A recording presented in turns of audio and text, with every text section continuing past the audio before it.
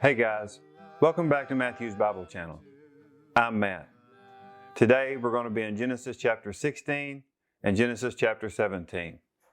I could preach for weeks on the foundational doctrines that we find here in Genesis 16 and 17.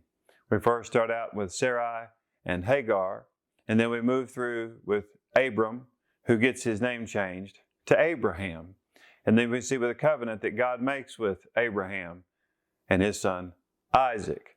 There are so many truths, so many foundational doctrinal truths to be found just in Genesis chapter 16 and 17 alone. And I'll explain just a little bit more about that whenever we're finished reading for today. So let's begin in Genesis chapter 16, verse 1. Now Sarai, Abram's wife, had borne him no children. She had a female Egyptian servant whose name was Hagar. And Sarai said to Abram, Behold, now the Lord has prevented me from bearing children. Go in to my servant. It may be that I shall obtain children by her.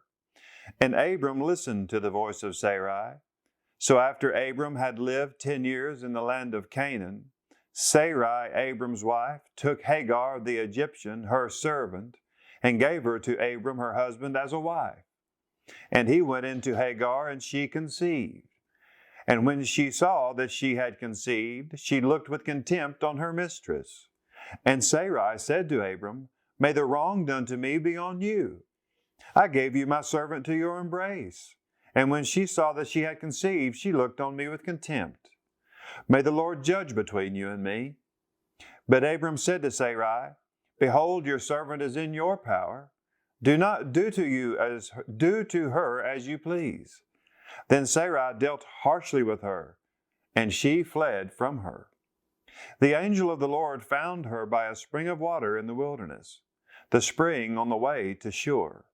And he said, Hagar, servant of Sarai, where have you come from, and to where are you going? She said, I am fleeing from my mistress Sarai. The angel of the Lord said to her, Return to your mistress and submit to her. The angel of the Lord also said to her, I will surely multiply your offspring, so that they cannot be numbered for multitude. And the angel of the Lord said to her, Behold, you are pregnant, and shall bear a son. You shall call his name Ishmael, because the Lord has listened to your affliction. He shall be a wild donkey of a man, his hand against everyone, and everyone's hand against him. And he shall dwell over against all his kinsmen. So she called the name of the Lord who spoke to her, You are a God of seeing. For she said, Truly here I have seen him who looks after me. Therefore the well was called Beer Lahai Roi. It lies between Kadesh and Bered. And Hagar bore Abram a son.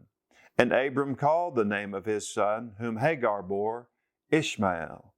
Abram was 86 years old when Hagar bore Ishmael to Abram.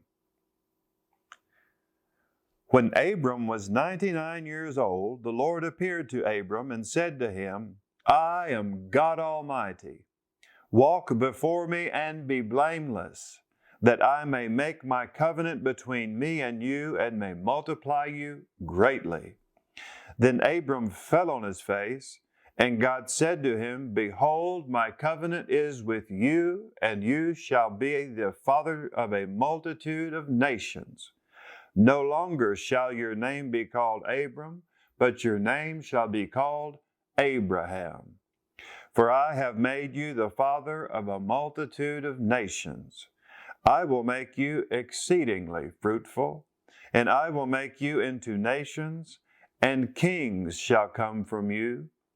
And I will establish my covenant between me and you and your offspring after you throughout their generations for an everlasting covenant, to be God to you and to your offspring after you.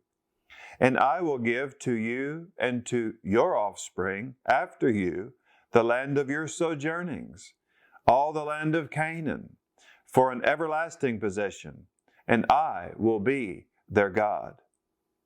And God said to Abraham, As for you, you shall keep my covenant, you and your offspring after you throughout their generations. This is my covenant, which you shall keep between me, you, and your offspring after you. Every male among you shall be circumcised. You shall be circumcised in the flesh of your foreskins, and it shall be a sign of the covenant between me and you. He who is 8 days old among you shall be circumcised, every male throughout your generations, whether born in your house or bought with your money from any foreigner who is not of your offspring. Both he who is born in your house and he who is bought with your money shall surely be circumcised.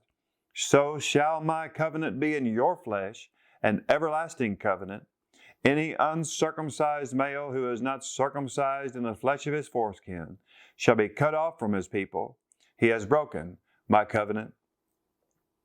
And God said to Abraham, As for Sarai your wife, you shall not call her name Sarai, but Sarah shall be her name. I will bless her, and moreover I will give you a son by her. I will bless her, and she shall become nations. Kings of peoples shall come from her. Then Abraham fell on his face and laughed and said to himself, Shall a child be born to a man who is 100 years old? Shall Sarah, who is 90 years old, bear a child? And Abraham said to God, Oh, that Ishmael might live before you. God said, No, but Sarah your wife shall bear you a son, and you shall call his name Isaac. I will establish my covenant with him as an everlasting covenant for his offspring after him. As for Ishmael, I have heard you. Behold, I have blessed him, and will make him fruitful, and will multiply him greatly.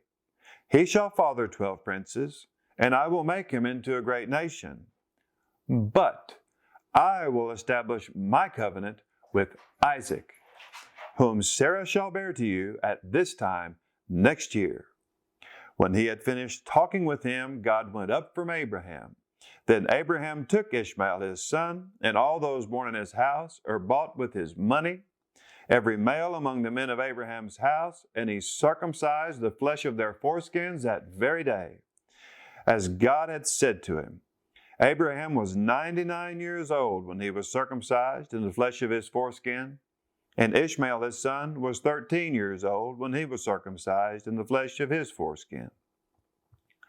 That very day, Abraham and his son Ishmael were circumcised, and all the men of his house, those born in the house, and those bought with money from a foreigner, were circumcised with him. A sign of change, a mark commanded by God.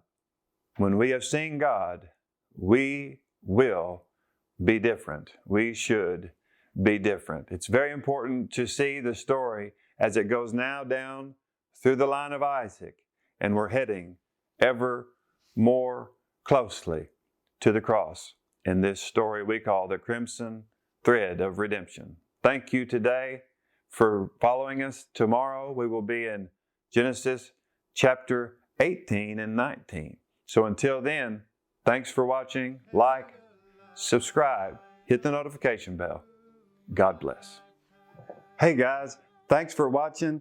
Thanks for listening. Please like, subscribe, and hit the notification button down the bottom to stay informed whenever I publish new content. I really appreciate it. God bless.